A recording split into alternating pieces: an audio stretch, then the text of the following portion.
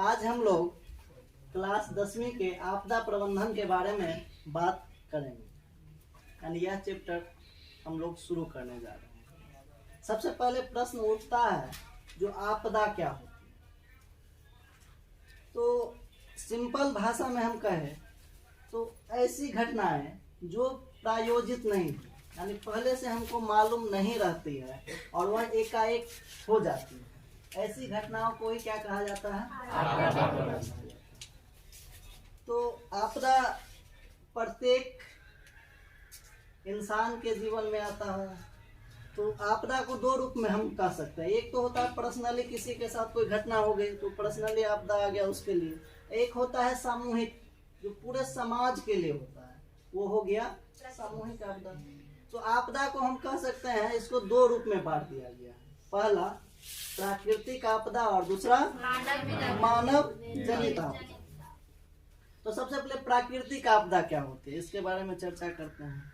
तो प्राकृतिक आपदा का अर्थ होता है ऐसी आपदा जिसको किसी व्यक्ति के द्वारा नहीं लाया गया है, वह डायरेक्टली, या ऐसा हम कह सकते हैं भगवान के द्वारा या ऊपर वाले के द्वारा जो होता है आपदा, वही क्या कहलाता है?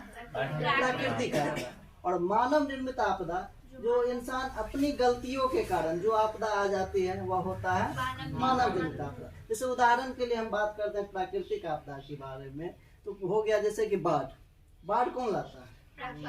प्रकृति लाता है। हाँ, बेशक यदि गौर से देखिएगा तो वह किसी न किसी कारणवश इंसान का भी उसमें कुछ गलती रहता है, ठीक है, लेकिन लाता कौन है? प्रकृति लाता है। तो वो हो गया प्राकृतिक आपदा, बाढ़ हो गया। इसके बाद सुखाड़, जिसको हम लोग कहते हैं अकाल पड़ गया, यानी खेती अच्छी ढंग से नहीं होगी, तो वह कौन लाता है? बारिश नहीं होगा, प्रकृति लाता है। भूकंप क्या हो गया? प्राकृतिक आपदा। तो कोई इंसान तो भूकंप नहीं लाता है। सुनामी प्राकृतिक आपदा। अब हम मानव निर्मित आपदा की बात करें तो मानव जो इंसान के द्वारा होता है, जैसे कि आग लगना, बम विस्फोट का होना, किसी कंपनी में क्या हुआ, किसी गैस का रिसाव हो जाना, तो यह सभी मानव जनित आपदा है। तो आपदा कभी भी किसी के साथ हो सकता है, कहीं भी हो सकता है। और खास करके यदि हम भारत के परिप्रेक्ष्य में बात करें तो भारत इतना बड़ा विशाल देश है जहाँ कहीं ना कहीं कुछ न कुछ घटनाएं होती ही रहती है, चाहे वो प्राकृतिक घटनाएं हो या मानव जनित घटनाएं। तो आपदा को हम पूर्ण रूप से कभी भी समाप्त नहीं कर सकते। आपदा को कभी भी समाप्त नहीं किया जा सकता है, लेकिन एक चीज है, हम उसको कुछ कम जरूर कर सकते हैं, नियंत्रण जरूर कर सकते हैं। तो सबसे पहले हम बात आज करेंगे जो आपदा के लिए क्या क्या करना चाहिए। तो आपदा के लिए हमें मुख्य रूप से 4 बातों को ध्यान देना चाहिए जब आपदा की बात करते हैं। तो सबसे पहला है जो आपदा के पूर्व की तैयारी, यानी जब आपदा आने वाली हो तो उससे पहले हमें क्या करना चाहिए। एक हो गया जवाबी कार्रवाई, यानी जब आपदा आ जाए तब उस समय हमको क्या करना चाहिए। इसके बाद है जो उससे प्रभावित लोग हैं उसको सामान्य जीवन स्तर पर लाने के लिए क्या कर रहे हैं, वह प्रोग्राम बनाना चाहिए। और चौथा है उसको रोकने का उपाय क्या। तो सबसे पहले आज हम पहला पॉइंट जो है आपदा के पहले की तैयारी, उसके बारे में बात करते हैं। तो किसी क्षेत्र में आपदा आने के पूर्व याद रखी जाने वाली कुछ बातें हैं जिसको अभी हम लोग चर्चा कर रहे हैं। सबसे पहली बात क्या है, पहले जो आपदा की तैयारी की समीक्षा करेंगे। जो आपदा नहीं आए उसके लिए क्या होना चाहिए। तो सबसे पहले एक काम हम लोग पहला करेंगे, वह उसके प्रबंधन की योजना बनाएंगे। योजना मतलब हमको क्या करना है, किस स्थिति से हमको रखना है। दूसरी बात है सामुदायिक जागरूकता। सबसे बड़ी बात यह है क्योंकि भारत क्या है, गांवों का देश है, और गांव के लोग ज़्यादातर, अभी जो नया जनरेशन है उसमें तो शिक्षा की रेशियो ज़्यादा है, लेकिन जो पहले जनरेशन के लोग हैं उनमें शिक्षा का स्तर उतना बेहतर नहीं है। अब सुधार हो रहा है, लेकिन पहले वाला स्तर जो है वो उतना बेहतर नहीं था। तो इसीलिए सबसे पहला काम होता है जो सामुदायिक जागरूकता होनी चाहिए।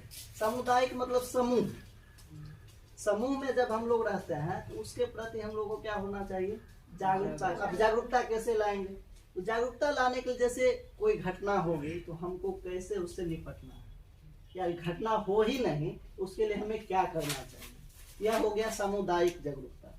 इसके बाद है समुचित चेतावनी प्रणाली की पूर्ण प्रक्रिया, यानी जब कोई घटना घटने वाली हो तो उससे पहले यदि कहीं से कोई चेतावनी आती है तो उस पर हम कितना ध्यान रखते हैं, इस चीज को रखना चाहिए। इसके आगे है असुरक्षित समूह और भवन की पहचान करना, यानी जब हमको मालूम है कि यह बिल्डिंग बहुत पुरानी हो गई, भूकंप आएगा तो गिर जाएंगे, उससे पहले हम ऐसे ऐसे जगहों का पहले निरीक्षण कर लेंगे। तो यहाँ पर क्या है, यह संवेदनशील जगह है, यहाँ पर नहीं रुकना है, यहाँ पर किसी को नहीं आना चाहिए, ठीक है। तो वही असुरक्षित समूह और भवन की पहचान कर लेना, जो यहाँ पहचान या जो बिल्डिंग क्या है खराब है या गिरने की संभावना इसमें ज्यादा है। इसके बाद है राहत कार्य चलाने हेतु तो कुछ जगह को चुनाव कर लेना चाहिए। जैसे मान लो कोई घटना हो गई तो राहत कार्य, उसको रिलीफ, यानी जैसे मान लो कोई खाना खिलाना है किसी को, तो ऐसा जगह होना चाहिए जो खाना उसको हम सही से खिला सके, तो उस जगह का पहले से ही हमें चुनाव कर लेना चाहिए। यह कौन था, मतलब आपदा आने से पहले की जागरूकता, यानी आपदा जब नहीं आया रहे तब उससे पहले हम जो काम करेंगे उसके बारे में। तो अब दूसरा पॉइंट बनता है क्या है, आपदा जब आ जाए तब क्या करना चाहिए। नहीं, इंसान का काम होता है आपदा को नहीं आई या सोच करके वो हर हमेशा चलता है, लेकिन कभी कभी ऐसी स्थिति आ जाती है जो नहीं चाहते हुए भी, क्योंकि आपदा तो कभी रुकता नहीं है, किसी न किसी रूप में तो आ ही जाता है। जैसे अभी अपने यहाँ कौन सा आपदा चल रहा है 2 सालों से, कोरोना आपदा। अब देख लो अभी तीसरा लहर भी आ चुका है, जितना दिन हो सकता है संभवतः चल रहा है, वही चल रहा है, लगभग 10 दिन 15 दिन या 1 महीना के अंदर हो सकता है फिर से लॉकडाउन लगाना पड़े, ठीक है। यह क्या है, यह भी एक आपदा है। अब है जब आपदा आ जाए तब क्या करना चाहिए, तो सबसे पहला काम, जब भी आपदा आ जाए तो हमको बिल्कुल भी घबराना नहीं चाहिए, क्योंकि हम एक उदाहरण दे रहे हैं भारत में। जैसे जितने सारे सांप पाए जाते हैं भारत देश में, उसमें ज्यादातर सांप जो होता है वो कम जहर वाले हैं। 1-2 है, जैसे कि हो गया गेहूं जिसको कहते हो, ठीक है। इसके बाद हो गया कड़े, ये सब 1-2 प्रजाति है जो थोड़ा विषैला है, वो भी बहुत ज्यादा नहीं, थोड़ा विषैला है।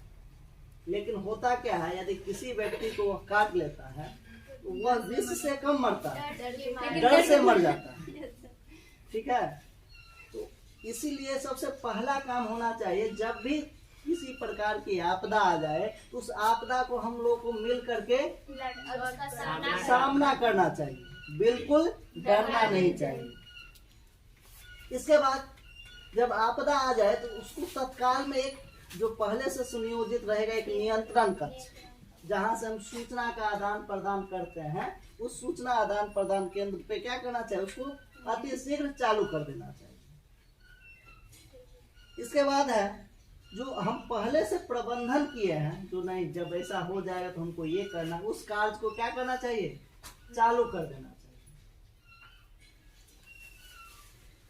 इसके बाद एक चीज और है, मनुष्य की जो है मुख्य जरूरतें क्या होती हैं, रोटी कपड़ा और मकान। वो पहले कहा जाता था लेकिन अब 5 होती है, रोटी कपड़ा मकान शिक्षा और चिकित्सा। नहीं तो चिकित्सा भी बहुत मायने रखता है। यदि हम कहीं भी रहते हैं तो कब ऐसी परिस्थिति आ जाएगी जब हमें क्या होगी, चिकित्सा की जरूरत होती है, अस्पतालों में जाना पड़ता है, तो हमें कुछ ऐसे जो होता है दवाइयाँ जो हमको पहले से तैयार रखनी चाहिए। जैसे सर दर्द हुआ तो कौन सा टेबलेट लेना है, पेट खराब हो गया किसी को तो कौन सा दवा लेना है, ठीक है। तो ये सब जो जनरली सामान्य चीज जो है वो पहले से हमको व्यवस्था करके रखना चाहिए। इसके साथ साथ एक टेम्पोररी हॉस्पिटल होता है। जैसे अभी हम चर्चा किए हैं कोरोना का, तो कोरोना में जितने सारे पेशेंट का जो इलाज हुआ अब हो रहा है, तो ऐसा नहीं जो पहले से जो स्थापित हॉस्पिटल है उसी में उसका इलाज होता है। आनन फानन में हॉस्पिटल का निर्माण करना, टेंट के द्वारा निर्माण कर दिया जाता है, ठीक है। तो ऐसे जो है अस्पताल का क्या करना चाहिए, निर्माण कर लेना चाहिए। इसके बाद है संसाधन जुटाना। अब ऐसा नहीं है जब कोई घटना हो गई तब हम जाएंगे, रे बउआ तुम्हारे पास बहुत सारा पैसा है तो कुछ दे दो, या किसी हाँ चाचा जी दे दीजिए, ऐसा तो नहीं कर सकते। उसके लिए हमको पहले से संसाधन को क्या करना पड़ेगा, जुटाना पड़ेगा। यानी वह एक राहत कोष का निर्माण कर लेना होगा पहले से, जहाँ पर क्या हो कुछ पैसे का उसमें प्रबंध हो।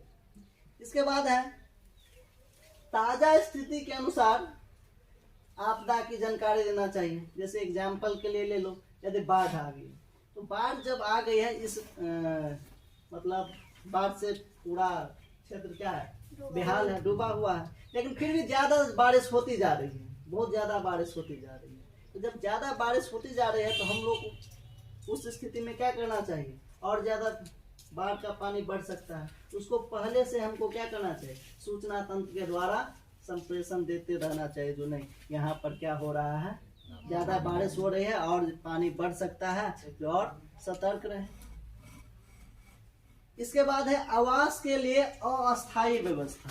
अस्थायी व्यवस्था क्या मतलब, जैसे कोई आदमी पहले से किसी घर में है, अब वहाँ बाढ़ आ गई, बाढ़ का पानी अंदर चला गया, तो वो तो उस घर में नहीं रहे, उस घर को गिरने की संभावना है, तो वहां से वह निकल करके किसी ऊंचे स्थान पर जाएगा। तो ऊंचे स्थान पर जाएगा तो वो रहने के लिए छप्पर चाहिए, छत चाहिए, तो उस आवास की पहले से व्यवस्था हो जानी चाहिए।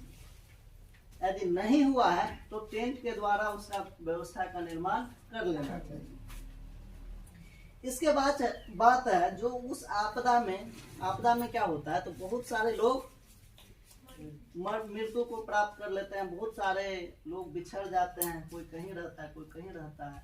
तो हम लोग को कोशिश होना चाहिए जो ग्रुप में जो रहे, तो हम लोग एक दूसरे को क्या करें, मदद करें, उस इंसान को ढूंढने में मदद करें जो अपने परिवार से बिछड़ गया है। और इसमें भी एक चीज सबसे बड़ा इम्पोर्टेंट है, वह है किसी परिवार में किसी व्यक्ति की यदि मृत्यु हो जाती है तो उस परिवार को ढांढस बना, सांत्वना देना, क्योंकि उसको हम लोग सांत्वना देंगे तभी वह सही रूप से वो क्या कर सकता है, आगे मतलब अपना भरोसा रख सकता है। नहीं तो वह इंसान भी क्या होगा, अपने जिंदगी से टूट जाएगा, बिखर जाएगा।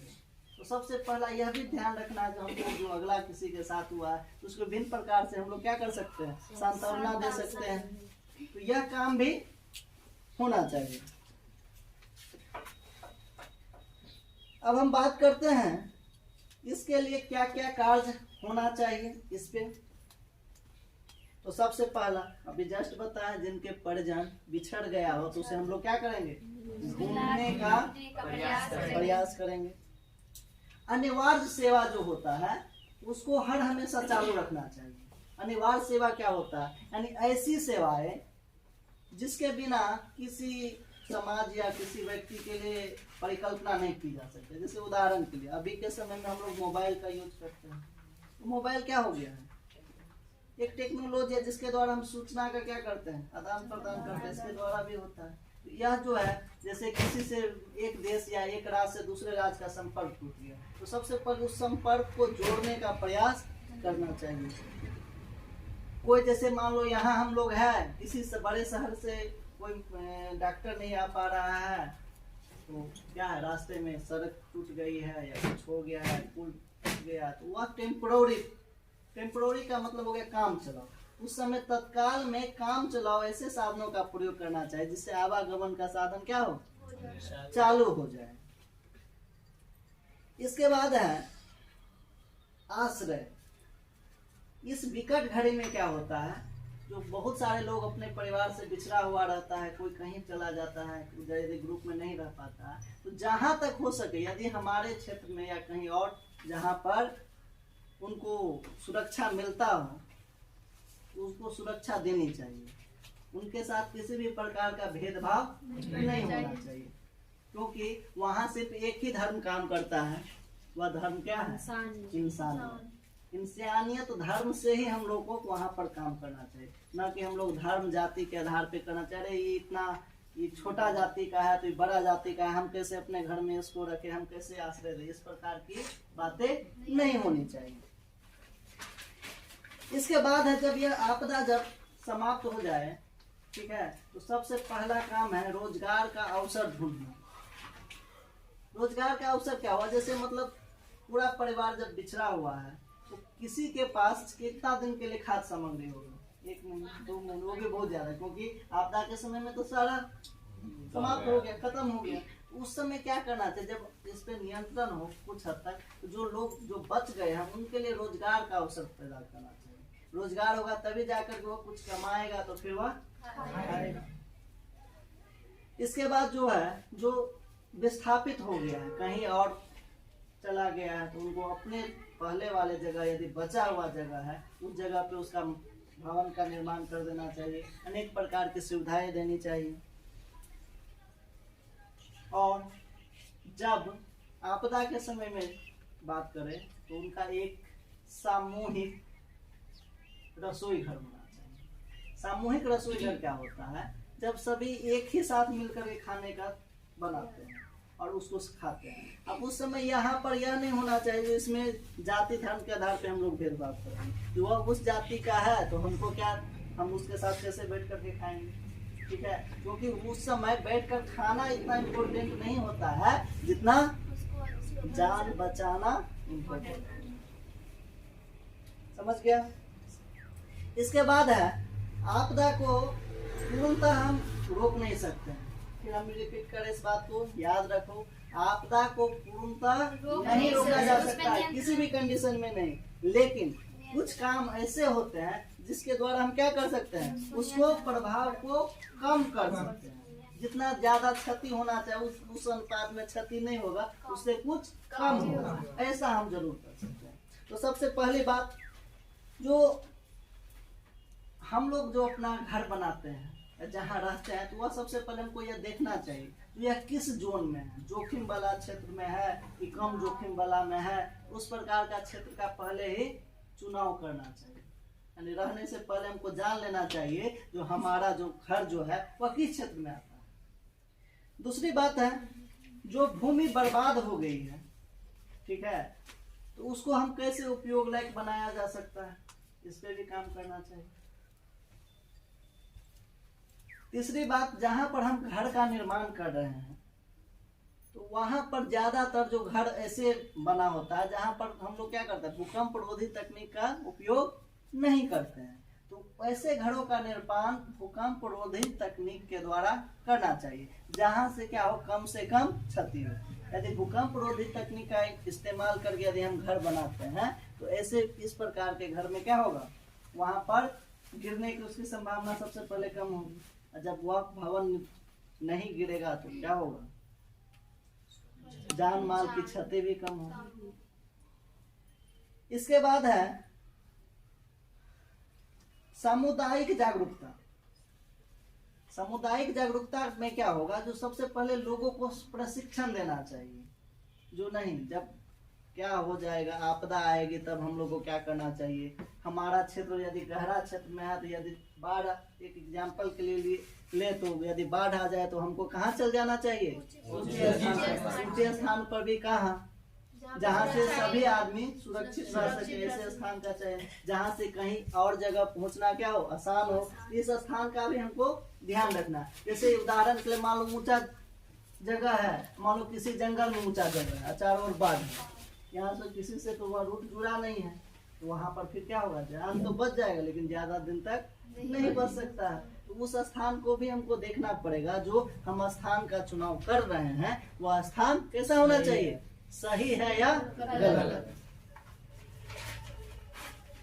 अब है राष्ट्रीय स्तर पे बात करें तो राष्ट्रीय स्तर पर भी क्या हुआ, आपदा प्रबंधन के बारे में अनेक सारे कानून बनाए गए हैं। इस कानून के द्वारा क्या किया गया है, जो आपदा से पूर्व की तैयारी पहले कर ली जाती है। जैसे इसका निर्माण जो हुआ 2001 में 26 जनवरी को क्या हुआ था, गुजरात के कच्छ में भूकंप आया हुआ था, जिसमें लाखों लोगों की मृत्यु हो गई थी, धन जन की जो क्षति हुई थी वो तो अलग। फिर 2004 में क्या हुआ था, हिंद महासागर में सुनामी आ गया था। सुनामी क्या होता है हम नेक्स्ट चैप्टर में इसके बारे में चर्चा करेंगे। सीधी सी भाषा में समझो, यदि भूकंप जो होता है, यदि समुद्र में भूकंप आ जाए या सागर में जब भूकंप आ जाए तो उसकी तरंगे क्या होती है, तट की ओर बढ़ती है, और वो अपने साथ विभिन्न सारे पानी जो होता है जितना उसको ले जाकर क्या करते हैं, तटों से टकरा देती है। वही क्या होता है, सुनामी।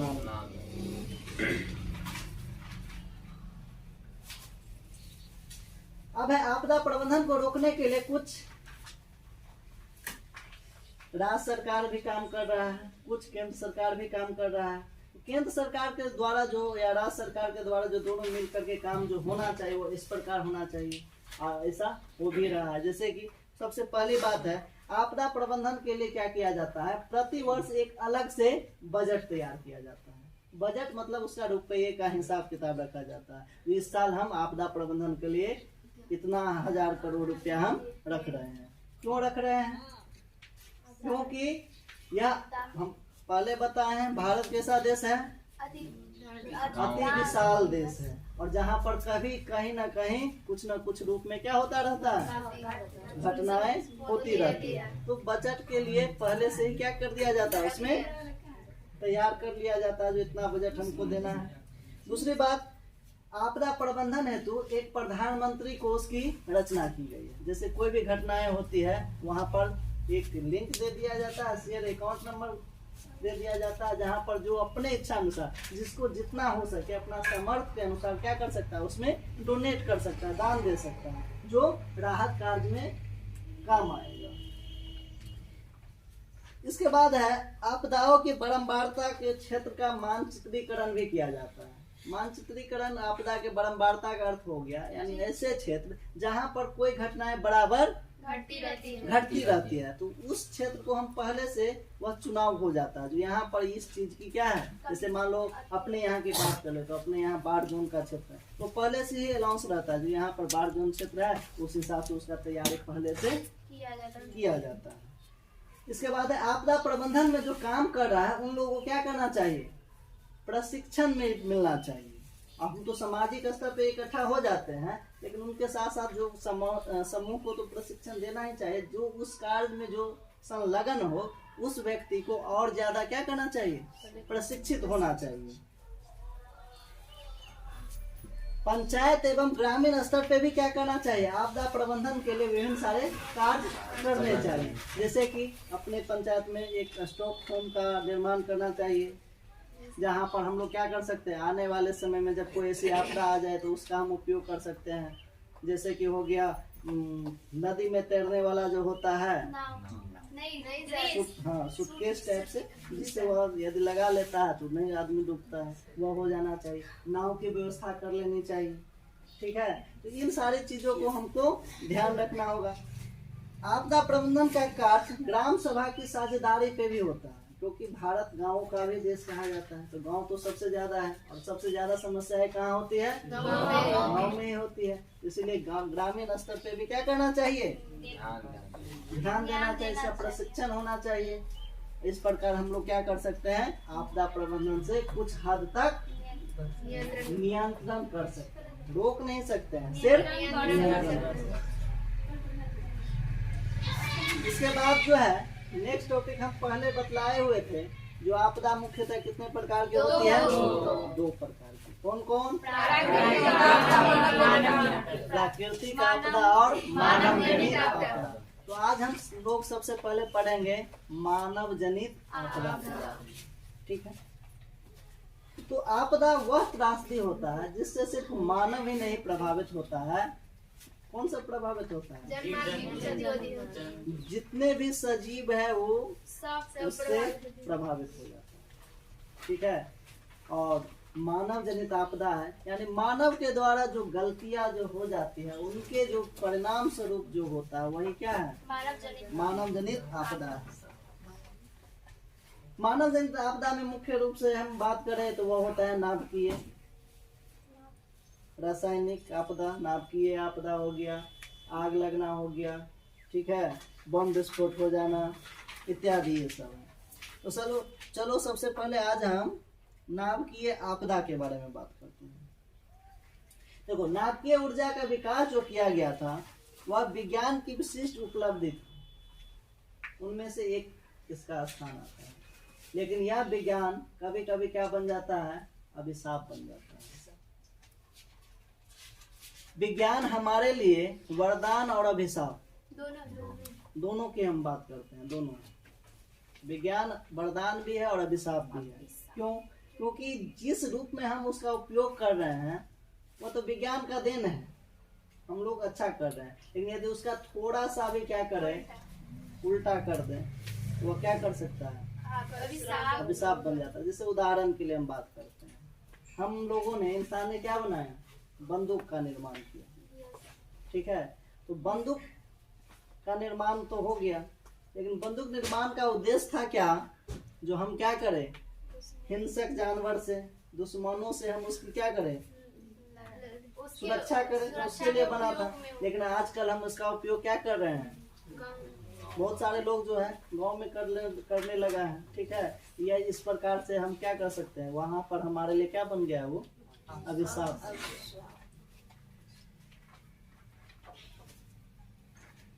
इसके नाभिकीय आपदा, नाभिकीय ऊर्जा जो है, इनका विकास विज्ञान की दृष्टि से क्या था, एक महत्वपूर्ण विकास था। इसमें क्या होता है, यूरेनियम और प्लूटोनियम जैसे खनिजों को परिष्कृत करके रिएक्टर पैमाने पर इससे क्या किया जाता है, मूल रूप से बिजली का उत्पादन करने में इसका उपयोग किया जाता है। इससे जो होता है बहुत ज्यादा मात्रा में ऊर्जा की प्राप्ति होती है। यह ऊर्जा जो होता है हमारे लिए आर्थिक रूप से भी, सामाजिक रूप से भी, या क्या है, विकास को नई गति देता है। इसका उपयोग जो है हथियार बनाने में भी होता है। तब यही ऊर्जा आपदा का कारण बन जाती है। एक ऊर्जा, इससे हम बिजली का निर्माण किए, तो उससे हम क्या किए, अनेक कृषि कार्य में हो गया, अपने घरों में उसका उपयोग कर लिए, तब तो यहाँ पर हमारे लिए वरदान बन गया। लेकिन यही जब हम हथियार बनाने में इस ऊर्जा का उपयोग कर लिए, तो यह हमारे लिए क्या बन गया, अभिशाप बन गया। वर्तमान समय में अनेक देशों ने परमाणु अस्त्र का निर्माण करना शुरू कर दिया है, बहुत सारा देश कर भी चुका है। यह जो इतने भयावह होते हैं, जो द्वितीय विश्व युद्ध में जो जिस बम का उपयोग किया गया था उससे हजारों गुना ज्यादा शक्तिशाली है, जो अभी निर्माण हो चुका है। और बहुत सारा देश इस निर्माण की होड़ में लगा हुआ है। परमाणु अस्त्रों के विस्फोट के द्वारा भारत भी है जो अपनी क्षमता का परिचय दिया है, जो हम भी इसका निर्माण किए हैं। भारत के पड़ोसी देश जैसे कि हो गया चीन है, पाकिस्तान ने भी क्या किया, परमाणु अस्त्र का निर्माण कर लिया है। लेकिन जब यह युद्ध में इस अस्त्र का प्रयोग किया जाएगा तो धन जन की कितनी क्षति होगी, यह परिकल्पना करना ही मुश्किल होगा। तो आज हम लोग रखते हैं